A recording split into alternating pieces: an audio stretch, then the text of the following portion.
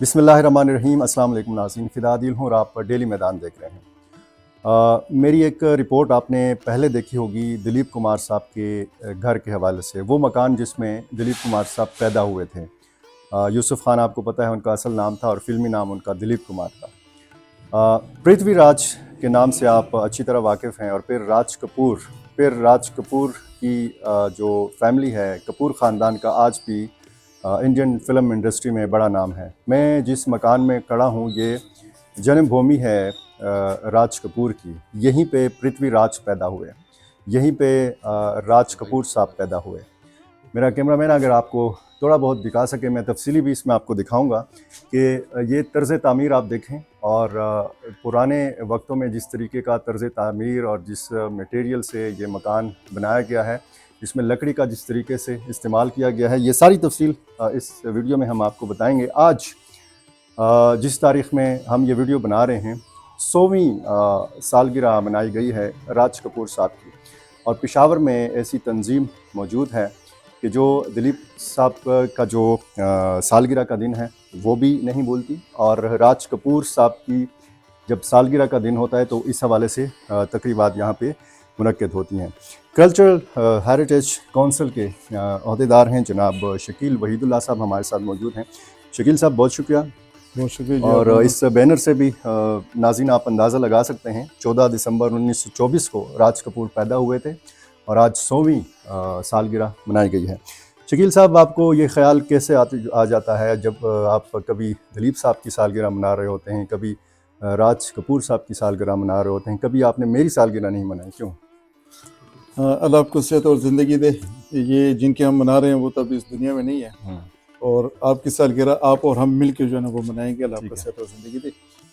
Cultural heritage council, ये बुनियादी तौर पे इसके बनाने का मकसद ये था कि हम अपने जो तारीख़ी हमारा विरसा है सूबे में और अमूमी और ख़ुसूसन जो पेशावर में, चूँकि पेशावर की तारीख़ आपको पता है तकरीबन 2500 साल से ज़्यादा पुरानी तारीख़ है, और यहाँ तारीख़ के हवाले से ये बहुत रिच है। और इसके जो इसके साथ शहर थे मोहनजोदड़ो या टेक्सला, अगर वो देखें तो वहाँ पे अब ज़िंदगी के आसार नहीं है, लेकिन पेशावर वाहिद एक ऐसा शहर है जो 11 मरतबा तबाह हुआ है, लेकिन फिर भी इसमें जो है ना ज़िंदगी आप देख रहे हैं कि वो रवादार है। चूँकि जोग्राफियाई हवाले से ये ऐसी जगह पे मौजूद है कि जिसके एक साइड पे जो है ना अफ़गानिस्तान, फिर चाइना, ये सेंट्रल एशिया का या हिंदुस्तान की काफ़रों की तमाम आमदोरफ़्त जो है ना वो इसी रास्ते से होती थी, तो उस वजह से जो है ना ये शहर अब तक आबाद है।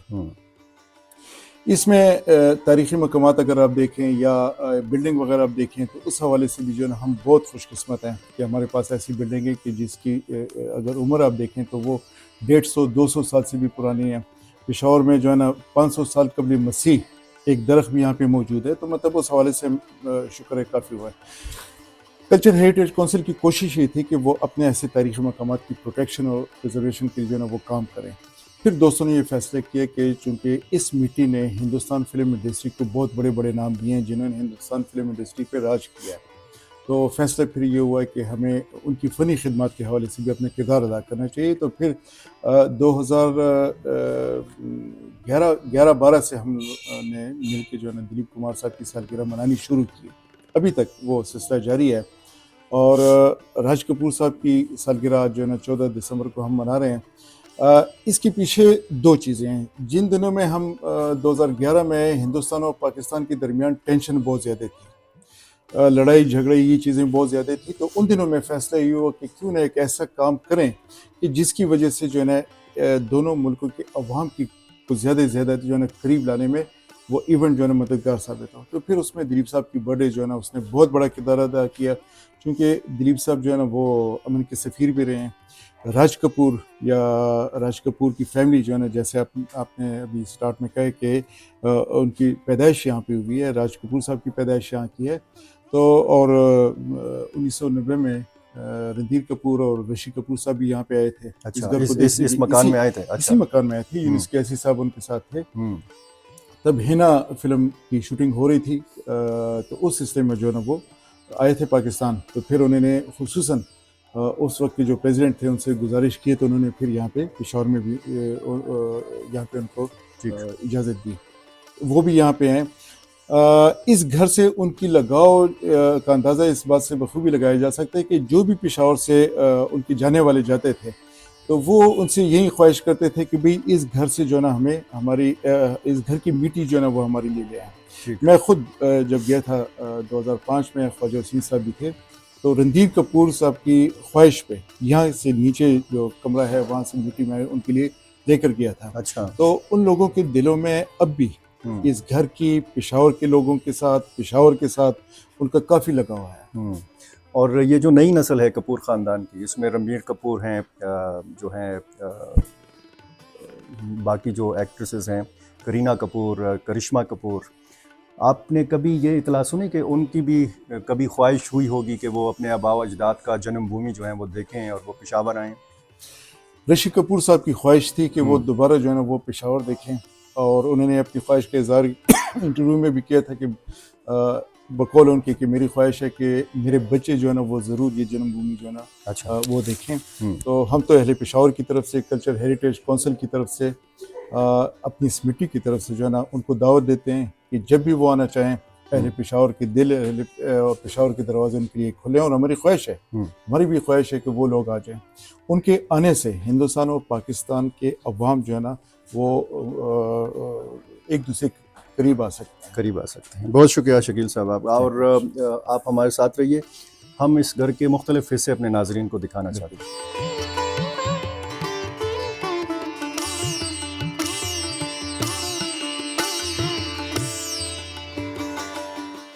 नाज़रीन, मेरे हाथ में आप एक तस्वीर देख रहे हैं और दूसरे हाथ में एक किताब, पेशावर के फ़नकार, और मोहम्मद इब्राहिम ज़िया ने ये किताब लिखी है, पेशावर और इस सूबे खैबर पख्तूनख्वा जो कभी NWFP या सूबा सरहद हुआ करता था, उसके अजीम जो फ़नकार हैं जिन्होंने बरसग़ीर पाक व हिंद की फ़िल्म इंडस्ट्री पर, Indian film industry, Pakistani film industry पर, थिएटर के ऊपर और TV रेडियो में काम किया, नाम कमाया, उन सारे फ़नकारों की तफ़सील जो है इस किताब में मौजूद है। इस किताब के मुसन्निफ़, मुहक़्क़िक़ और बहुत सारे हवालों से आप कह सकते हैं कि पेशावर की या इस सूबे की तारीख़ को महफूज करने वाले मोहम्मद इब्राहिम ज़िया साहब हमारे साथ मौजूद हैं। बहुत शुक्रिया इब्राहिम ज़िया साहब। पहले तो आपका शुक्रिया कि आपने वक्त निकाला। थोड़ा सा इस मकान के हवाले से बताइए, और पृथ्वीराज फिर राज कपूर की पैदाइश की जगह है ये, क्या कहेंगे इस हवाले से, और क्या यादें हैं आप के पास? वो पूरी हिस्ट्री मौजूद है, कैसे इस ख़ानदान के लोग जो हैं मुख्तलिफ़ अदवार में यहाँ पे आते रहे और अपने साथ एक खुशगवार और मीठी यादें लेके वापस गए। जी, ये मकान राज कपूर साहब के दादा ने बनवाया था तकरीबन 150 साल पहले। वो पेशावर में DSP के उहदे पे थे। अच्छा। और यहाँ करीब ही एक प्राइमरी स्कूल है जिसमें मैंने भी तालीम हासिल की है। उसी स्कूल में पृथ्वीराज साहब भी पढ़े हैं और राज कपूर ने भी प्राइमरी तालीम हासिल की। बाद में वो फिर चले गए मुंबई, वहाँ फिर हाई स्कूलों में दाखिल हुए। तो ये बड़ी तारीख़ी जगह है, तकरीबन 150 साल के करीब या 140 साल के करीब हो गया इस मकान को बने हुए। और फिर बाद में फिर वो एक दफ़ा मुंबई चले गए, तो एक दफ़ा आए थे अपने मामू की शादी पे, 1942 में उनके मामू की शादी हुई थी। अच्छा। तो तस्वीर में मेरे पास है। तो उसमें फिर जो है जो उन्होंने पार्टिसिपेट किया था। और कितनी उम्र थी राज कपूर की जब वो पेशावर छोड़ के इंडिया चले गए थे? मेरा ख्याल है 8-9 साल की उम्र होगी, बचपन था। यही इन्हीं गलियों में खेल के वो बड़े हुए हैं। तो फिर उसके बाद फिर उनका 1942 में आना हुआ अपने अच्छा। मामू की शादी पर। सही। और उनके छोटे भाई शशि कपूर आए थे। सही। मेरा ख्याल है 90 था शायद, 1990। जी। तो ये बन रही थी फिल्म हिना फिल्म बनी थी। तो वो स्पेशल उन्होंने प्रमोशन दी और परमिशन दी उन्होंने। और वो आए, कराची से आए यहाँ। फिर यहाँ उन्होंने जो है जो हमारे दोस्त थे सईद अहमद जान, उन्होंने इस्तकबालिया दिया। यहाँ फिर जो है जो नीचे जो बैठक है इस घर की, वहाँ बैठ कर उन्होंने इंटरव्यू भी दिया और बातें भी की। ठीक।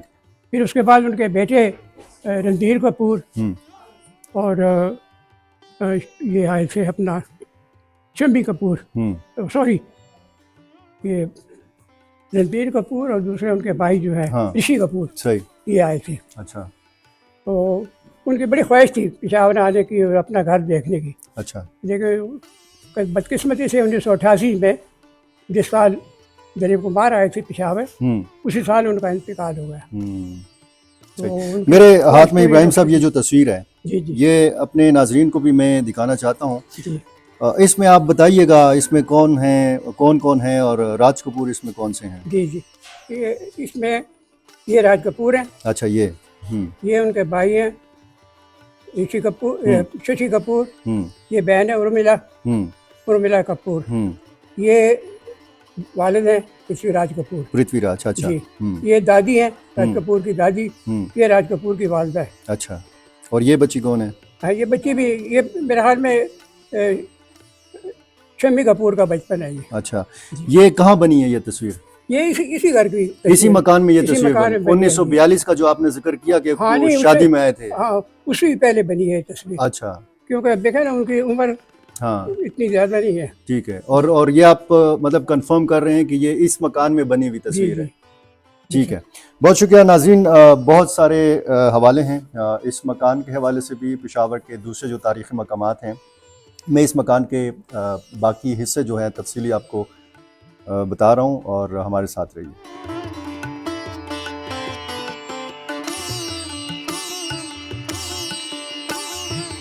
जी नाज़रीन, राज कपूर की जाए पैदाइश ये मकान जो है, इसकी छत के ऊपर हम खड़े हैं, और इस लगता यह है कि इससे ऊपर भी छत है, और ये ऊपरी मंजिल है। शकील वहीदुल्ला हमारे साथ मौजूद हैं। शकील साहब, ये जो तर्ज़ तामीर है, ये तकरीबन वही तर्ज़ तामीर है जो दिलीप साहब के मकान का है, जहाँ पे वो पैदा हुए। ज़ाहिर है कि एक ही ज़माना था तकरीबन, और इसमें आपको लगता है मौजूदा जो सूरत हाल है कि अगर इसको बहुत पहले से महफूज बना लिया जाता तो आज इस घर की, इस मकान की ये हालत ना होती? बिल्कुल जी। ये जैसे आप ऊपर देख रहे हैं, एक मंजिल तो तकरीबन ख़त्म हो गई है। उसकी वजह ये थी कि चूँकि इसकी रिनोवेशन और वो चीज़ें जो है ना वक्त पे नहीं हुई, जिसकी वजह से इसके दर दीवार और ये सब चीज़ें आप देख रहे हैं कि जिसमें दरारें पड़ी हुई हैं, ये बिल्कुल कमज़ोर है। बल्कि जिस तरफ ये हमारे दोस्त खड़े हुए हैं, ये तो बिल्कुल झुका हुआ हिस्सा है गिरे की तरफ। तो हम तो गवर्नमेंट से तकरीबन 2015-16 से हमारा मुतालबा ये था कि भाई इसकी रिनोवेशन जो है वो हंगामी बुनियादों पर की जाए, क्योंकि विरसा है, तारीख़ी विरसा है। बिल्कुल। इसका एक तो राज कपूर साहब के नाम से मंसूब है, पृथ्वीराज साहब से, लेकिन दूसरा ये कि तकरीबन 150 साल पुरानी जो है ये तामीरात हैं। तो ये असल में पेशावर की तारीख़ है। अगर ये ख़त्म हो जाए खुदा न ख़ास्ता, तो हम अपनी आइंदा नस्लों को क्या दिखाएंगे?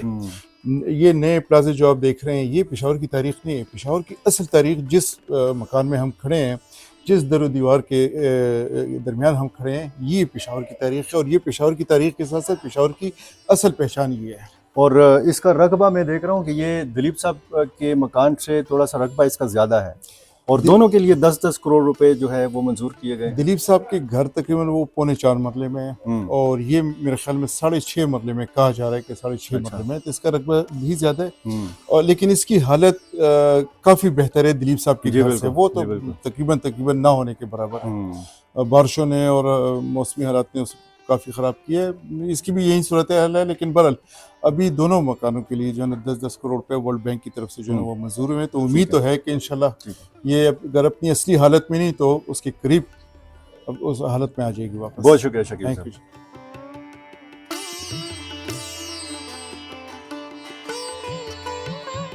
जी नाजरीन, इसी मकान में हम खड़े हैं। आर्किटेक्ट प्रोफेसर एहसान सुबहानी हमारे साथ मौजूद हैं। बहुत शुक्रिया सर। Thank you sir. और इस मकान की जो उसका तर्ज़ तामीर है, इसमें क्या क्या मटेरियल इस्तेमाल हुआ है, इस हवाले से भी आपसे बात करेंगे। और ख़ुसूसन जो लिंक बनता है आपकी यहाँ पे आज इस तकरीब में आमद के हवाले से, वो भी आप अगर हमें बता दें, क्योंकि 100वीं सालगिरह मनाई गई है राज कपूर की, और मैंने सुना है कि आपके आबा अजदाद का भी इनके आबा अजदाद से कोई ताल्लुक़ था। जी हाँ जी, शुक्रिया बहुत बहुत फिदा साहब। लिंक जी मेरे वालिद साहब के दादा जो थे फजल कादर ख़ान, और इनके दादा राज कपूर के दादा दीवान बशर नाथ, एक इकट्ठे वो पुलिस में ASI वो भर्ती हुए थे, उनकी इंडक्शन हुई थी। तो उस सिलसिले में फिर वालिद साहब चूँकि गए आए हैं हिंदुस्तान, इंडिया उर्सों पे काफ़ी, ख्वाजा गरीब नवाज़ और अजमेर शरीफ, तो वहाँ पे फिर उनका जो है तो राज कपूर से फिर इस ताल्लुक़ में जो आबाओ अजदाद का जो ताल्लुक़ था, तो उस सिलसिले में फिर 88 में मुलाकात हुई थी और उन्होंने उनकी बड़ी कदर इज़्ज़त की थी, क्योंकि उनको जब पता लगा कि ये इनके दादा और मेरे वालिद साहब के दादा फ्रेंड्स थे, तो उन्होंने फिर बड़ी इज़्ज़त की थी राज कपूर साहब ने। तो वो राज कपूर से और दिलीप कुमार साहब से पेशावर के पेशोरी बीइंग पेशोरी उस रेफरेंस से मुलाकात और गपशप काफ़ी दिलीप साहब से और फिर और भी ओम प्रकाश से भी हुई थी। फिर 2005 में मैं वालिद साहब के साथ इंडिया गया, तो फॉर एक्सपोजर, क्योंकि आर्किटेक्ट्स के लिए एक्सपोजर ज़रूरी है, तो दिल्ली, आगरा, अजमेर शरीफ और बॉम्बे, तो उसमें काफ़ी सेलिब्रिटी से मुलाकात हुई, जिसमें कि अनिल कपूर भी यहाँ पे इसी मोहल्ले के हैं। अच्छा। सुरेंद्र कपूर, वो भी उनका भी यही मोहल्ला है। तो ढकी मुनव्वर शाह, यही इसी सराउंडिंग के हैं। और शाहरुख खान साहब से मुलाकात नहीं हो सकी, उनके घर हम गए, बहरहाल उनसे मुलाकात नहीं हो सकी। लेकिन ये कि दिलीप साहब की बर्थडे हमने वहाँ पे सेलिब्रेट की, 11 दिसंबर को हम भी वहीं पर ही थे, और धर्मेंद्र साहब से भी मुलाकात हुई। तो पेशावर तो एक जरखेज़ ज़मीन है जिसने बहुत बड़े बड़े आर्टिस्टों को जन्म दिया हुआ है। ये जो 1 किलोमीटर का दायरा है, इसमें शाहरुख खान, दिलीप कुमार, राज कपूर, पृथ्वीराज कपूर, शाहरुख खान, दिलीप कुमार और अनिल कपूर और उसकी फैमिली, ठीक। तो ये 1 किलोमीटर पाकिस्तानी जो अदाकार हैं नजीबुल्लाह अंजुम, वो भी पड़ोस में रहते हैं। एग्जैक्टली जी, नजीबुल्लाह अंजुम। और फिर जो पाकिस्तान के आर्टिस्ट हैं गुलजी, तो वो भी ये करीमपुरे के थे, बड़े फेमस आर्टिस्ट और स्कल्प्टर, जिनकी बड़ी बड़ी पेंटिंग्स हैं, और उनकी एक बुज़कशी पर लाहौर म्यूजियम में लगी हुई है, लेपिस लाजुली से वो बनी हुई है, जो ब्लू स्टोन है अफगानिस्तान का, तो उसमें उन्होंने वो पेंटिंग बनाई है लेपिस से, तो बुज़कशी पे, तो वो लाहौर में। तो पेशावर की तो बड़ी ज़रख़ेज़ ज़मीन है जी। और अच्छी बात यह है कि अब केपी गवर्नमेंट ने इस घर को परचेज़ किया। इस घर को जो सेठी मोहल्ला है उसमें एक घर को परचेज़ किया, और दिलीप साहब के घर को केपी गवर्नमेंट ने परचेज़ किया। इसका फ़ायदा ये होगा जी सर, प्रोफेसर साहब के लोग जो बाहर से देखते हैं कि ये फलां का मकान है, फलां यहाँ पर पैदा हुआ, वो लोग अब अंदर से भी देख सकेंगे। हम चूंकि अंदर मौजूद हैं, इस मकान के मुख्तलिफ हिस्से हम अपने नाज़रीन को दिखाना चाहते हैं, आपकी रहनुमाई। सर, तो ये सबसे पहले मैं आपको इस हिस्से का बताऊँ, ये दालान है, पश्तो में दालान या उर्दू में भी सहन, और कोर्टयार्ड इसको हम अंग्रेजी में कहते हैं। तो ये इंट्रोवर्ट प्लानिंग होती थी पहले पुराने घरों में, और उसका जो मरकज होता था वो सहन होता था, इसी में ही उसके दरवाजे खिड़कियां खुलते थे, और यहाँ से वेंटिलेशन और स्काईलाइट होती थी। ये मंग, इसको टेक्निकल पेशोरी जुबान में इसको मंग कहते हैं। तो वहाँ से जो है तो लाइट, ऊपर से लाइट और वेंटिलेशन, और इसकी एक देखें, ये गर्मियों में ये मकान सख्त एक्सट्रीम, वहाँ पे उस वक्त तो AC, एयर कंडीशन और हीटिंग और कूलिंग नहीं होती थी, तो गर्मियों में ठंडे और सर्दियों में गर्म होते थे। ठीक। तो ये इनकी एक अफादियत होती थी। और ये ब्रिक्स में, ये मकान जो बना हुआ है ब्रिक्स में और वुड में बना हुआ है, और इसमें लाइम वाटर यूज हुआ है। तो वुड भी आप देख सकते हैं कि इसमें फ्रेम्स हैं, बस्ता फ्रेम्स इसको कहते हैं। तो बस्ते ऊपर करते थे या नीचे करते थे, जितनी उनकी लाइट, उनको लाइट या रोशनी या वेंटिलेशन चाहिए होती थी, तो वो हर कमरे का। फिर यहाँ पे टेक्निकली आर्चेज हैं, सेगमेंटल आर्चेज यूज हुई हैं। ये जो हम देख रहे हैं सेगमेंटल आर्चेज हैं, पॉइंटेड आर्च है, एलिप्टिकल आर्च है, ठीक है जी। और फिर वेंटिलेटर्स हैं, तो वो गर्म हवा रुकती नहीं थी, वो सर्कुलेशन उसमें होती थी कॉन्स्टेंटली, वो ठंडे रहते थे। ऊपर वाली मंजिल पे जाके जी सर, हाँ जी। ये जी हम ऊपर मंजिल की तरफ जा रहे हैं। जी सर। सर ये जो जगह, अच्छा ये ऊपर का हिस्सा है जी, और काफी खराब हुआ है, लग रहा है ये कि काफी स्ट्रक्चरल जी मसले हैं। इसमें ये जो सहारे मैं देख रहा हूँ, ये फॉर्म वर्क है, ये काफी है, या इसको मतलब नए सिरे से बनाना पड़ेगा? सर इसमें अब ये कि ये जैसे कि बात हुई कि ये 6.5 मरले का घर है, इसकी जो लगता सामने से, क्योंकि इसकी एलिवेशन बड़ी है, 59-60 फीट है, और डिफरेंट, चूंकि ये प्लॉट रेक्टेंगुलर नहीं है, ये थोड़ा सा बदबुड़िया सा प्लॉट है, अच्छा ठीक है जी। अच्छा। तो इसमें ये कि डिफरेंट स्टोरीज हैं, ग्राउंड फ्लोर, फर्स्ट ये फ्लोर, ऊपर कुछ मस्जिद, हिस्सा जी छत सर, पे सीढ़ियाँ जा रही हैं। जी हाँ सर, ये अच्छा। छत में भी जा रही हैं और कुछ इसका हिस्सा बेसमेंट भी है, हम्म। कुछ हिस्सा पार्शियल बेसमेंट भी है इस घर अच्छा में, अच्छा। और स्प्लिट लेवल्स में ये बना हुआ है। ये इसको हम क्या कह सकते हैं, कमरा है? ये रूम है जी, ये अच्छा। बेडरूम है और इसमें जो है तो डिफरेंट इसकी इम्पोर्टेंस एलिमेंट है, जैसे ये झरोका है, ये खिड़की जो बे विंडो बनी हुई है, अंग्रेजी में इसको बे विंडो कहते हैं, लेकिन अच्छा। टेक्निकली या उर्फ़-ए-आम या उर्दू में इसको झरोका सही। कहेंगे जी। ये तो गली वही की तरफ निकलता है। फेसिंग टुवर्ड्स स्ट्रीट जी हाँ। ठीक ठीक ठीक। और इसमें वो भी थी, फायर प्लेस भी थी, घर को गर्म कमरे को गर्म रखने के लिए फायर प्लेस दी हुई थी। ठीक ठीक। फिर ये 2 कमरे, अब पर्दा भी है और एट द सेम टाइम अगर इसको एक कमरा भी बनाया जा हाँ सकता स्पेस है। बड़ी चाहिए तो ये पर्दे उठा दें, ये बस्ते उठा दें तो आपका ये पूरा जो वो है तो ये बड़ा हो सकता है, मल्टी फंक्शनल स्पेस। फिर ये कोर्टयार्ड दालान नीचे भी है, नहीं ये तो आई थिंक कि इसके ऊपर तो रूफ इसकी बिल्कुल वो डैमेज हुई हुई है। डैमेज हुई है। बहरहाल ये एक स्पेस था या एक लाउंज सा इनका हो सकता है ये। अब देखें इस हिस्से को धूप भी लग रही है, इसमें जाहिर है कि बारिश भी लग रही है,